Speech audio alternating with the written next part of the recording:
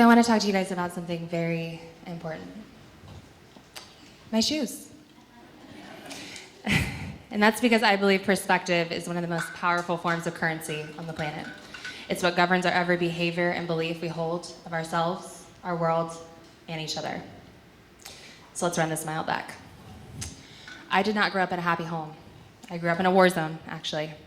There was no love, no hugs, definitely no consistency. But there was a lot of running to make sure I kept the weight off. At home, my name was only ever screamed. But then at school, it was rarely ever used. It was Jolly Green, Bigfoot, linebacker lady. And you know, that's just what happens when you're 5'10" in 5th grade and you've got a wingspan wider than all the boys. At school, it was always something. It was my freckles, my interests, my height.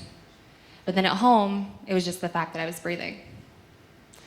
And you know when you ask kids what their favorite superpower is or what they would want, right, if those were real? And they tell you cool things like flying or moving things with their mind. I used to say I wanted the invisibility cloak from Harry Potter, which is not really a superpower, I suppose, but it is what I would always say. And I used to Google if that cloak was real on more than one occasion, which is so sad. Especially as a mom with a daughter, to think of any child, much less being that former child, whose magic genie wish was to disappear. During my last few years of high school, I was bouncing back and forth across the country. I went from this school to that school, back to this school. And it was during this period of my life that I found out Blake Lively, the actress, is 5'10", like me.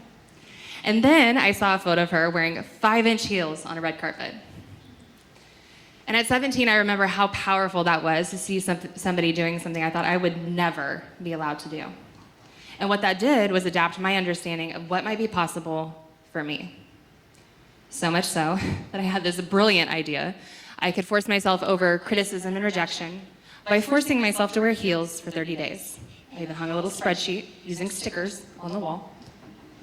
And I went to the mall that night and bought my first pair of heels. A pair of little 1-inch white wedges. And I put them on at the register.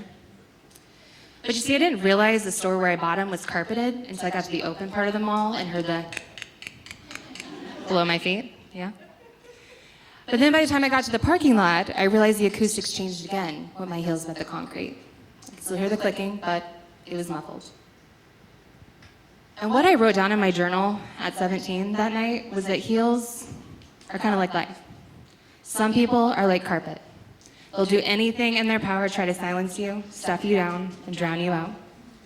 Other people are like marble, and there will be many more of those, who get a sense for your heart and choose to beat with it, and the power of that harmony echoes through the stratosphere. But of course, there will always be those that are also like concrete, doing the bob and weave. They're not all in on you. They're not all out either. But at the end of that first 30 days, I realized the criticism didn't change. I mean, I went from Bigfoot to Twinkle Toes, which is, you know. But I wasn't able to change anybody's perception of me. But I was able to change my perception of me. So I reset the timer, 30 days, another 30 days, another 30 days. I took it from 1-inch heels to 2-inch to 3-inch to 4. And I stopped at 4, but that had nothing to do with criticism. That came down to regular old grace and balance. And I did this for so long that wearing heels just became a habit. In more ways than one, actually. This little experiment or activity of self-hazing, if you prefer, went on to inspire the foundation of research for every single study I conducted in grad school and beyond on the construction of identity and perception. And as an adult, I love being tall. I have never once had to ask for help getting a bowl off the top shelf. Right? Dusting? I mean, I don't do that, but if I was into that kind of thing, I can reach most ceiling fans by myself. But also as an adult, one of my heaviest forms of criticism from those who have only briefly met me or haven't spent a lot of time with me is, wow, she's so superficial. She's all about image. You know, I think it comes back to perspective. I've always believed that we only have the ability to care about things we deeply know and understand. To deeply know is to deeply care. And I believe one of the biggest problems in our world today, and for a long time, is not that our world lacks love. It's that we lack the understanding that produces that love. And the reason we lack that understanding is because we fail to exercise our curiosity. To act with integrity and intent, to get to know who people truly are, takes time. Sometimes a lot. You don't know what people are going through. Opinions, assumptions, those don't take time at all. A little bit of a lighter note. I would like to tell you about my favorite study I ever conducted that was inspired by my 17-year-old self. And for this study, I hijacked a bunch of professors' grad students for 2 days. And I taught lectures back to back to back to back. And on the first day I showed up, I was wearing a pink leather skirt, frilly shirt, hair curled, lots of makeup, and I was presenting very warm. A lot of animation, a lot of gesture, and I was ascribing to a traditional feminine expectation. Second day, I showed up, and I'm presenting more masculine. I'm wearing all black, hair pulled back, got very narrow gestures, very limited inflection. And I asked the professors to distribute my survey after I had left, and asking lots of questions. What does she do for a living? How much money does she make? Rate her on likability, rate her on knowledgeability, things like that. When we got the surveys back and we began to code through them, we realized that we could have just left them sorted by date. Everybody answered in line with what they saw. The first day, when I showed up wearing pink, they thought I was a school teacher, a counselor, a social worker, which historically have been more women-dominated industry, or sectors of industry.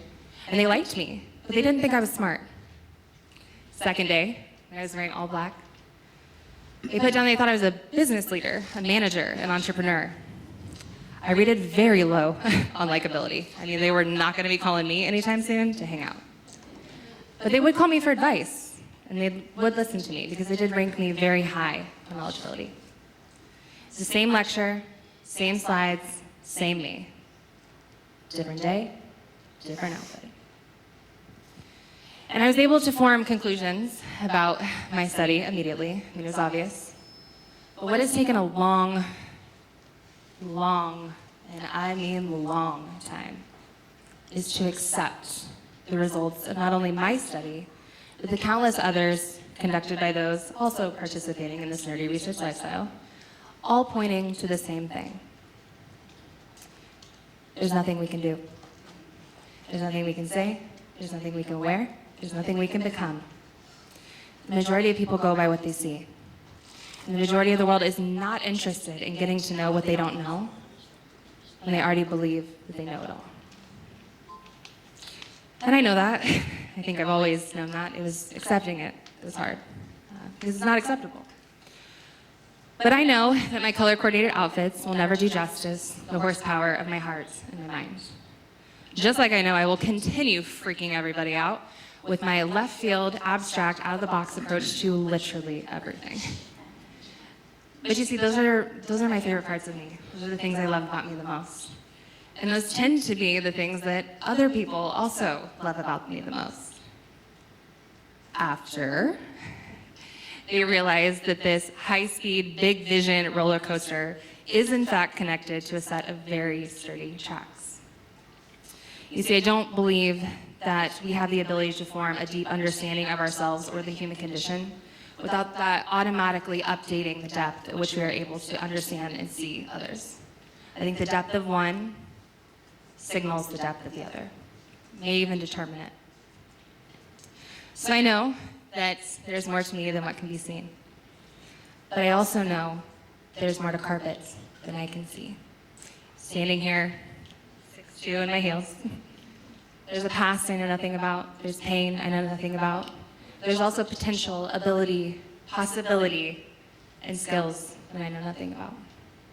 And that's what I choose to look for in people and in this world, regardless of how people look at me. Because I believe we never, ever get what we see. What you see is never what you get. What we get is what we take the time to listen for, and what we take the time to look for. And that's what I look for. And as far as my shoes, well, I guess you could say a 3-inch adjustment in perspective, sometimes it's all you need.